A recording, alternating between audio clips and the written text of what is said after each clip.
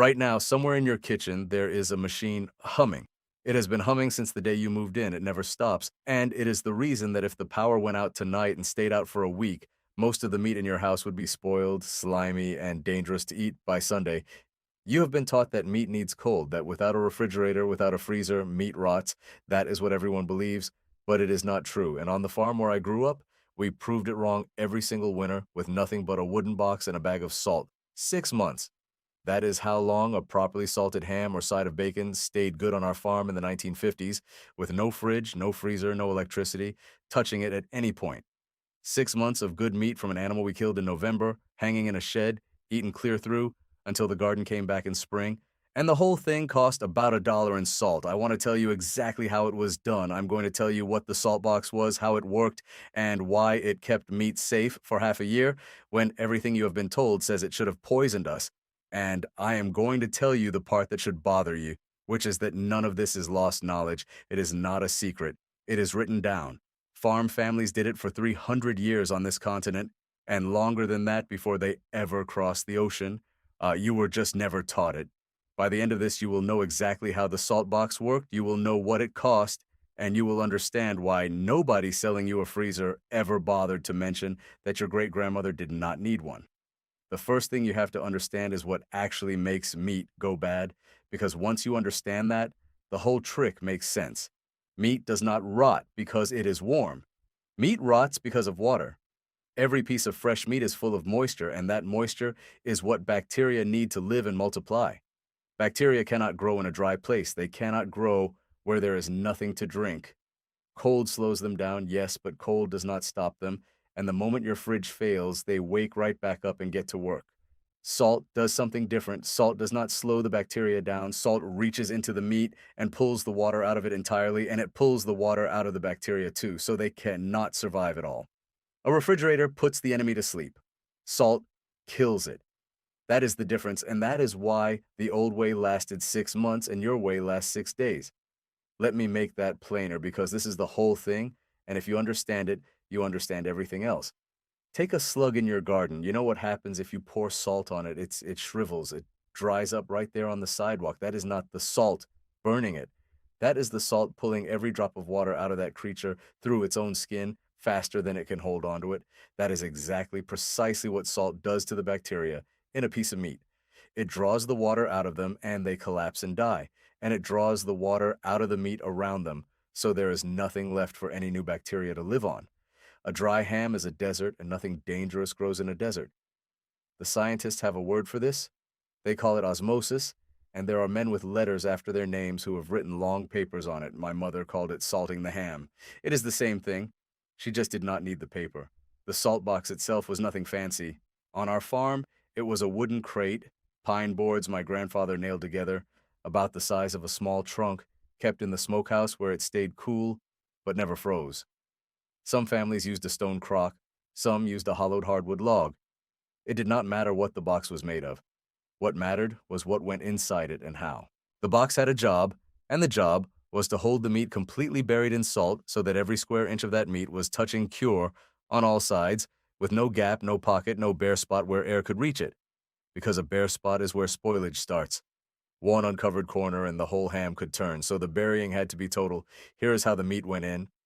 After we butchered in November, when the first hard frost came and the cold could hold the fresh meat steady for a day, my mother would cut the hams and the shoulders and the bacon sides and lay them out on the kitchen table. Then she made the cure. It was mostly salt, plain coarse salt, the cheap kind that came in a sack. To every so many pounds of salt, she worked in a good measure of brown sugar and a smaller measure of black pepper, and one more ingredient I will come back to in a moment, because it is the one that matters most, and the one most people leave out today. She mixed that cure in a dishpan with her hands until it was even all the way through. Then she took each ham and she rubbed that cure into it hard. Not sprinkled, rubbed. She worked it into every fold, packed it thick around the bone, pressed it into the cut face of the meat where the moisture sits closest to the surface. The rule, she said every year, was if you think you have used enough salt, you have not. Use more.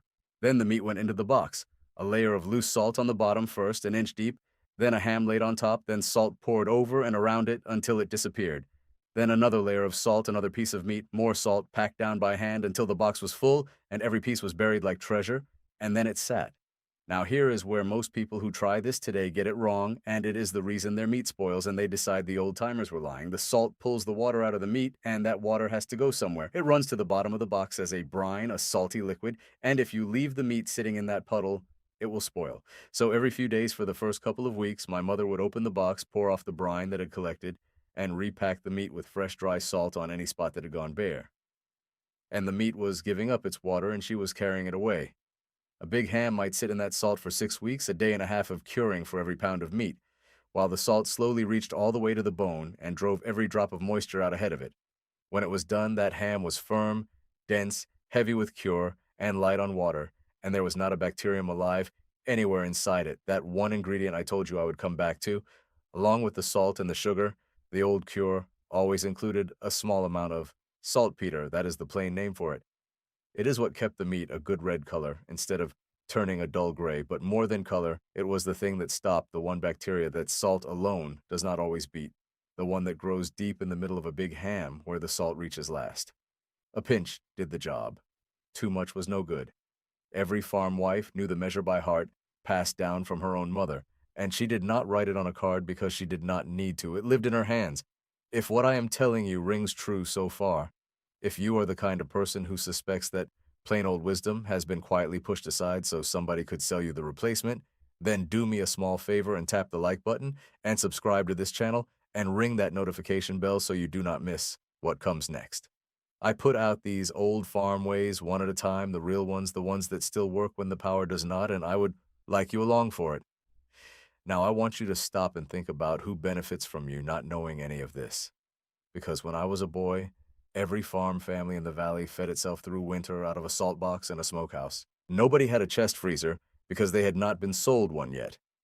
Then, somewhere around the time I was grown, the freezer came to the farm, and the electric bill came with it, and the meat that used to cost $1 in salt now costs you every single month for the rest of your life to keep cold. Think about that. The salt box was paid for once. The freezer is a bill that never stops coming as long as you own it, and if it fails, everything inside it is gone in a day. Somebody sold your family a machine that turned a one-time dollar into a forever payment, and they never once mentioned that the old way still worked just as well as it had for 300 years.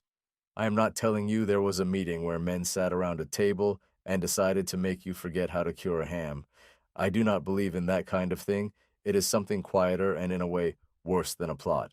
It is a whole line of people who all make a little money when you stay dependent, and not one of them has any reason to bring up the alternative. The company that sells the freezer does not mention salt. The company that sells you the power to run the freezer does not mention salt. The store that sells you meat you have to hurry home and refrigerate does not mention salt. None of them had to coordinate. They just all had to stay quiet, and they have stayed quiet for 70 years. And a thing that everybody stays quiet about long enough is a thing your grandchildren will never even know existed. Let me tell you what happened after the salt did its work, because curing was only half of it. Once the meat came out of the box, it was preserved, but it was raw and hard and coated in cure. So it went to the smokehouse. My grandfather would hang each ham high in the rafters over a small, cool, smoldering fire. Never a hot one, never a flame, just a slow smoke off green hickory and apple wood that curled up cool around the meat for 2 weeks straight. The smoke did two things. It laid down a coating on the outside that sealed the meat and kept the flies and the mold off, and it worked its own preserving into the surface because wood smoke carries compounds that stop spoilage all on their own. Salt from the inside, smoke from the outside. Between the two, that ham was armored against everything the world could throw at it. Then it went to the cellar to hang. Not buried in anything anymore, just hanging from a hook in a cool, dark room, wrapped in a cloth sack or paper to keep the dust off, with air moving around it freely. And here is the part that sounds impossible until you understand the salt. A properly cured, properly smoked country ham does not need cold at all. It hangs at room temperature in a cool cellar, and it gets better the longer it hangs. The flavor deepens, the texture firms. A ham cured in November was often at its finest the following summer, 8 and 9 months later, sliced thin off the bone on the hottest day of July, with no ice within a mile of it. That is not a story. That is how the whole country ate before the machine came. If you are finding this useful, and I hope you are, take one more second to hit that like button and make sure you are subscribed with the bell turned on, because it genuinely helps these old ways reach the people who ought to hear them, and it costs you nothing but a tap. I will tell you, the moment I knew it worked, the moment I stopped taking it on faith the way a boy does and saw it with my own eyes, One summer, a July so hot the tar bubbled up soft on the road, a cousin came out from the city to stay with us for a week. He had grown up with an electric icebox his whole life, and when my mother brought a ham up from the cellar for supper, a ham that had been hanging in the warm dark since the winter before, he would not touch it. He was certain it had gone bad. He was certain we were about to poison the whole family. He sat there at the table watching the rest of us eat, waiting for somebody to fall over. Nobody fell over. That ham was the sweetest, firmest, best tasting meat on the table, better than anything cold and pale that ever came out of a machine, and by the end of the week, he was cutting slices off it himself before breakfast. Same ham, same July heat. No ice anywhere in the house. He went home and told his own mother she had been paying to keep meat cold that never needed to be cold at all. Now, you are probably thinking that all sounds fine, but it cannot be safe, that surely people got sick, that this is why we invented refrigeration in the first place. I understand why you would think that, and I want to answer it plainly.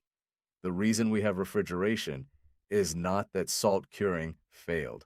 Salt curing did not fail. It fed this country for 3 centuries without failing. Refrigeration came because it was easier, and it let people be careless, and easier always wins, even when it costs you more in the end. The families who cured meat did not get sick because they were exact about it. They used enough salt, they poured off the brine, they kept the meat covered. They knew that the danger was not the method, the danger was doing the method halfway. Do it all the way it was meant to be done, and it is as safe as anything in your kitchen right now, and safer than that freezer the day the power goes out. So let me tell you exactly how you would do this yourself. In plain order, because I do not want to just talk at you. You do not need a farm, you do not need a smokehouse, you need a container, a bag of salt, and a cool place.